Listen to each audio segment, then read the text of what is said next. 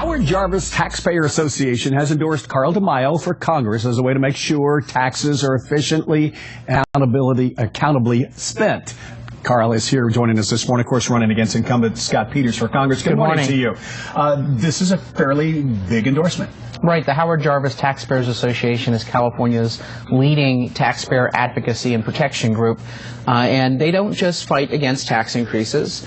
They want to make sure that money is properly spent. I mean, today is tax day. Millions of Americans, hundreds of thousands of San Diegans are rushing to get those taxes paid.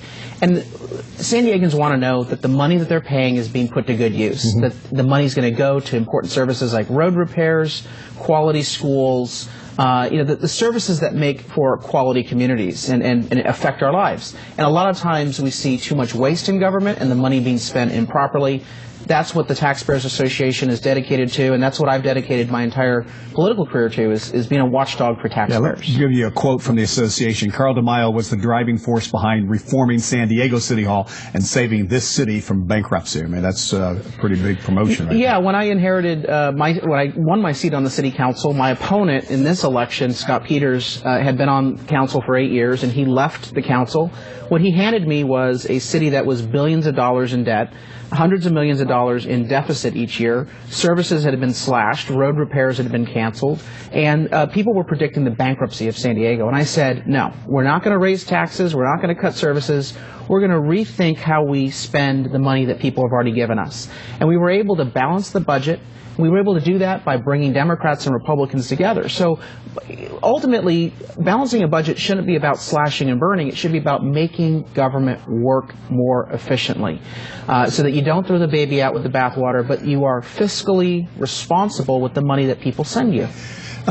You're running in the 52nd district, and you're confident in that district for a couple of reasons, and one being, although you did not win your efforts for mayor, you did win that district, and you won it handily. Right. I won the 52nd district by 16 points. And for people who wonder, where's the 52nd district, it's everything in the city of San Diego north of the 8 freeway, plus the city of Poway, Coronado, and then the downtown community, which is south of the 8. And, I think it represents where America is going. The largest political party identification in the 52nd is none of the above. Independent. Right. And you see people leaving the Democrat Party and people leaving the Republican Party because they are fed up and frustrated with broken politics and the partisanship on both sides. People want to see problem solvers who are willing to work with all sides to get things done. Let's talk about that frustration for a moment, because a new poll just came out that said 90% plus of Americans are not happy with what they see in Congress and would replace every member of Congress. And it went on to say that half of them would go in a phone book and pick out a random person and vote for that person over the person in Congress. Yeah, 90%. I'm kind of wondering what the other 10% are looking at, because I think the whole thing is a complete mess. Both parties play to the extremes of their base.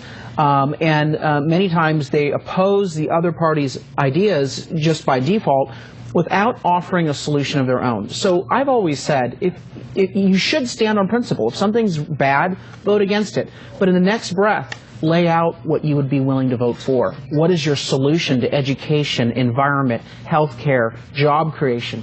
People want to see ideas, and if we lay out what we're for, chances are you'll find that there's some commonality, and we can get those things that we share in common put into law.